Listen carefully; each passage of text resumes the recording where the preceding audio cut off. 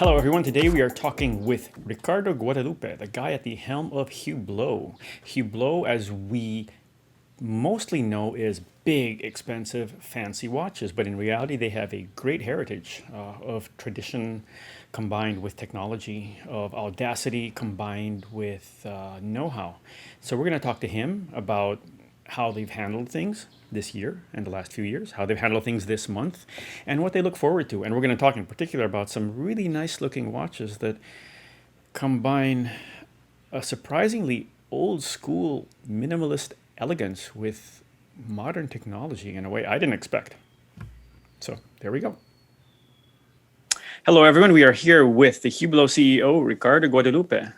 For those of you that do not know Hublot, it is a brand that, while many of us look at and see big, funky, expensive watches, it actually has a serious tradition of innovation and the combining of materials that no one ever combined before in a luxury watch. And we are here with Mr. Ricardo Guadalupe to explain to us the interesting new things that he has brought on board this year, in particular this month.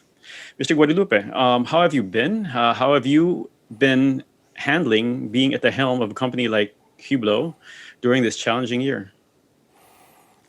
Yes, 2020 has been a very challenging, very complicated year because, of course, of this pandemic that came in March last year. Our first priority was really to protect our people, our employees, and we had to close our factory here in Nyon, close to Geneva in Switzerland, for 2 months. Last year, our distribution network has been closed at a certain point till 80%. So I would say that, of course, mechanically, when you cannot produce watches and you cannot sell the watches, it's difficult to achieve a good year. So we had to reinvent a little bit ourselves and to adapt ourselves to be really agile and to find solutions. And of course, digital has been key to really reinvent, for instance, the events, because we cannot do any more physical events for the moment. So to reinvent events in a digital way. That's why, for instance, we are doing also this LVMH Watch Week digitally this year in January 2021. And we have to reinvent ourselves from the distribution point of view. And we open our e-commerce online site in July last year. And it has been difficult, and automatically it has been a year with a decrease in our sales. Okay. Well, Hublot is very used to innovating and making changes, so I'm sure that will be fine. One of the things, you already made your presentation, and one of the watches that I was quite interested in was the new orange Sapphire. But what I found most interesting about it was the architecture, because I found it very clean and very refreshing. Can you tell us a little bit about that and how you, because it's just beautiful. It honestly reminds me of old clocks in bell towers. I think it's gorgeous. I think the use of the micro rotor at 12 o'clock is brilliant. So can you tell us how you ended up doing that, please? Yes, this watch is probably the watch of the week because it represents exactly what is the art of fusion of Hublot today. So from one side, a new material, which is orange sapphire. So Hublot has been able to industrialize sapphire. We have been the first brand in 2016 when we came with a crystal clear sapphire in the Big Bang Unico, and we produced 500 pieces at that time. And then we tried to innovate by coming with colored sapphire tinted in the mass. We had the blue, we had the red, the yellow, and this year we have been able to come with this orange sapphire. It's a world first. And every time we develop a new color, it takes time because the process of manufacturing sapphire is very long. So it takes at least 2 years. And from the other side, we have the movement, which is a new movement. Of course, it's a complicated movement. It's a tourbillon. And we wanted to do the tourbillon automatic version.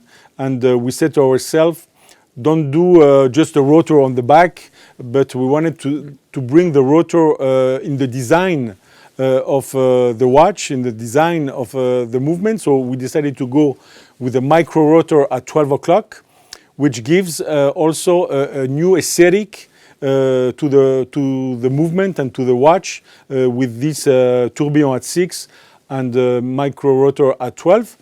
And in addition, we put bridges which are made of crystal clear sapphire, which gives this transparency and to the movement that at the end you see a little bit the wheels almost floating in the space, which really gives an incredible aesthetic also to the watch. No, that's gorgeous. It's wonderful. Was it particularly hard, that color, to get the orange, or was it just a normal?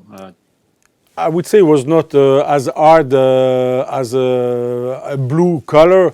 The thing is that we have different colors in research and development, and for instance, the green color is a problematic because it becomes every time too light. You cannot really see it's green, so we decided not to do a green sapphire. And we're trying other colors, but the orange came quite well, and the intensity of the orange is really nice and acceptable for us. That's why we decided to launch this orange sapphire. Mm-hmm. Well, it's very, very nice. Now you're using the you're using your more traditional strap on it. You're not using the bracelets that you've started developing. A lot of people don't realize this, but you were very early on in putting rubber straps on luxury watches. It was a groundbreaking, daring decision at its time. But now you're developing actually the integrated bracelets, right? Can you tell us a little bit about that and why you chose to, let's say, use the more traditional one for you and not the integral? Yeah, the Big Bang Integral is a challenge for Hublot, of course, because, as you said, you are known for the rubber strap, and we have invented the rubber strap in 1980, already over 40 years ago.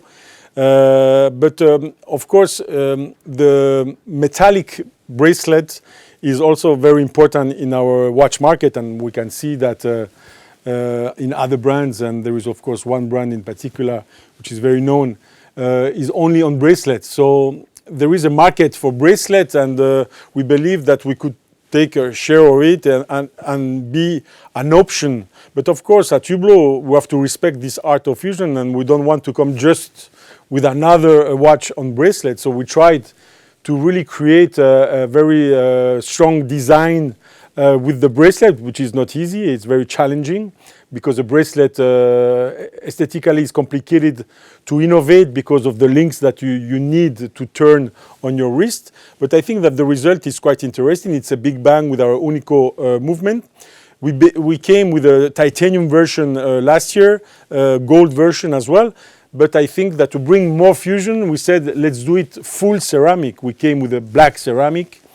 And this year we're coming with this navy blue, this gray ceramic, and the white ceramic. And when we go in that particular model, of course, there we narrow very much the offer, and it becomes more unique as an integrated model. So we believed a lot in these new models because they are really particular, they are unique, and they really represent quite well what is Hublot and this famous art of fusion. And we want this Big Bang Integral to become, I would say, an important pillar of our Big Bang collection. We are still at the beginning, we still have to do promotion, but we believe a lot in this line. Can you tell us how the take-up or interest has been? Because you have the white watch, which is very attention-getting, and yet you have the gray one, which I can't really tell what color it is coming from the screen, but I find that very interesting. Yes, I think here that's the best example because it looks a little bit like a metal, but it's not a metal, it's really ceramic. And of course, the advantage of the ceramic is also that it's unscratchable because I am wearing the titanium version, and of course since a few months, and I have already some scratches on it. But on ceramic, you will have no scratches. And yeah, the design and this gray color is really interesting, and I think it's the first time that we produce a gray ceramic. So we will see, but we believe it can have a really big success. Yes, I actually find it one of the most interesting ones, other than the Tyrolean. Are you applying different finishes? It looks like you have different finishes on the ceramic itself. Are you able to do that?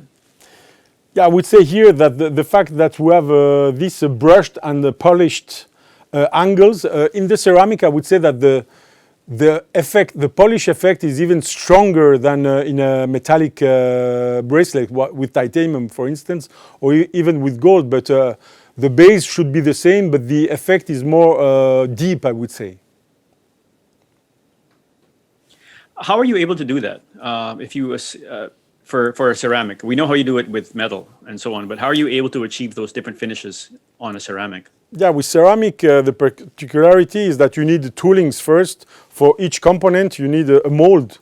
So you can imagine on the case, you have the bezel, the end part, but on the bracelet, you have a series of different components of different sizes, but every time you need a mold. So that's why we couldn't launch it really last year in different colors, because it takes really time to be able to manufacture them. And after the finishing and the polishing is also different than just a normal polishing. It's polished with diamond, with specific tools that is quite long.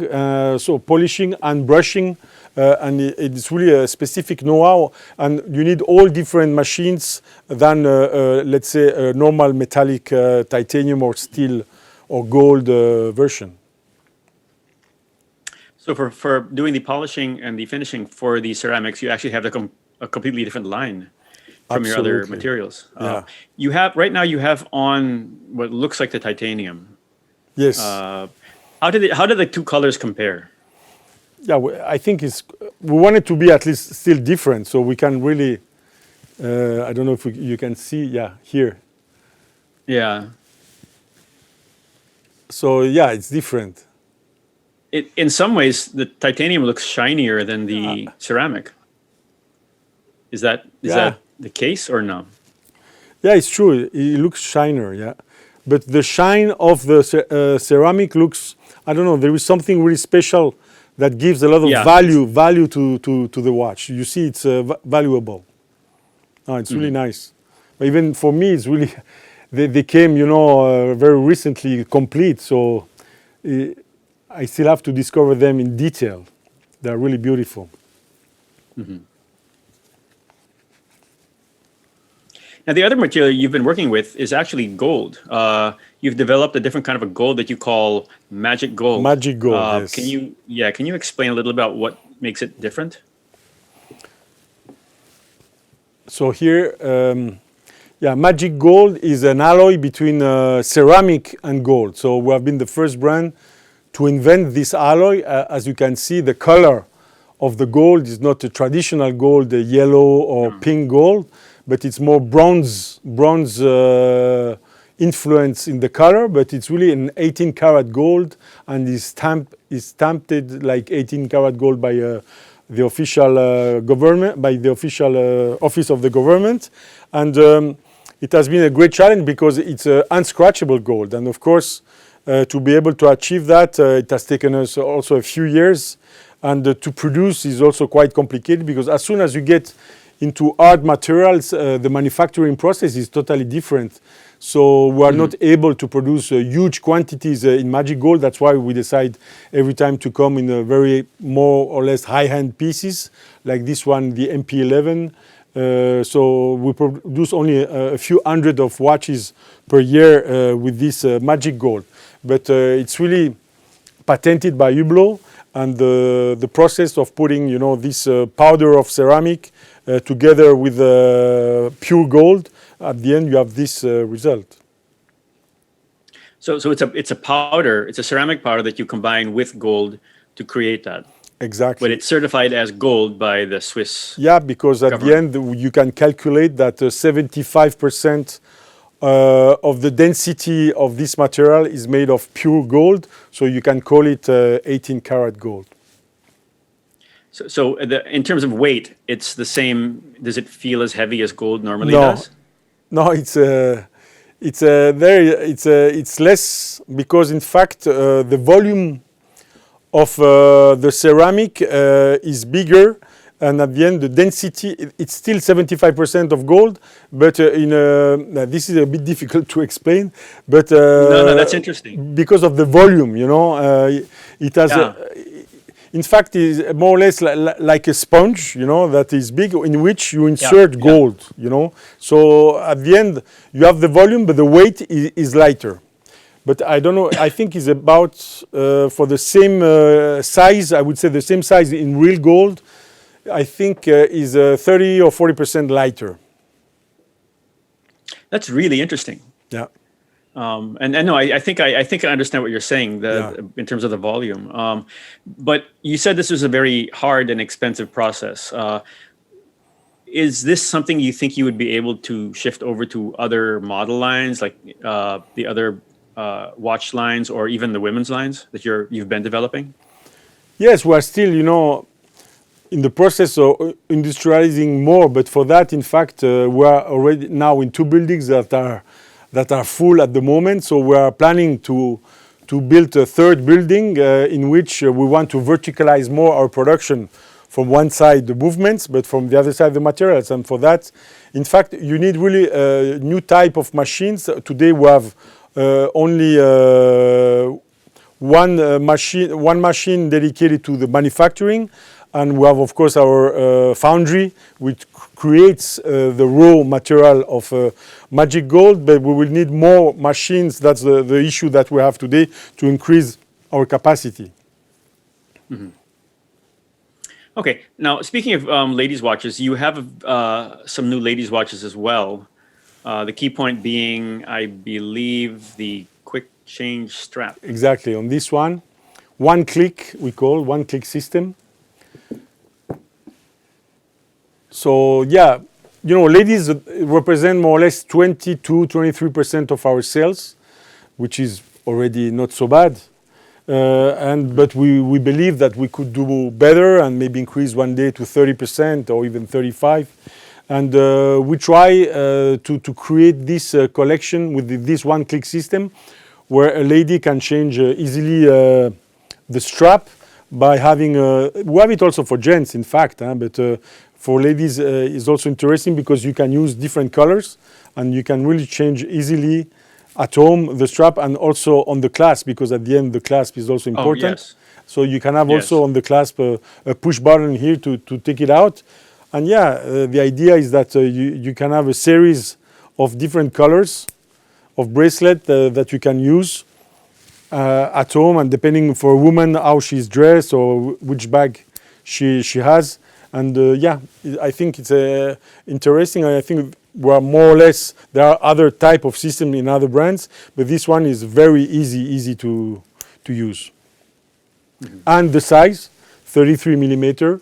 We have a 39, now we come with 33, and I think maybe to have a smaller size, it can be more adapted to certain ladies consumer. Okay. Now, the other thing you were discussing during your presentation earlier was the Orlinski watch, which is a really interesting use of ceramic, and it actually matches very, very well with the artwork itself. Yes. Yes, here I think this collaboration with art has been incredibly successful. I was even surprised in a way that really the consumer liked, and at the end they want to buy a piece of art, and where you have this uniqueness through the design, and in this case inspired by the sculpture of the artist, Richard Orlinski. We've done gents edition, and this one, it's, let's say, maybe more unisex, but we see that more women are buying this model. And here, it's made of blue ceramic, vivid blue ceramic, with the dial made of ceramic as well, where you have those facets, and the ceramic, I would say, helps to have these hedgy facets, which are not easy to find, and this different shining shining effect through the facets. Okay, so the facets are true. They're not a finish. They're physical Physical facets, angles, correct? Yeah, absolutely. And in ceramic, so that's quite also a challenge.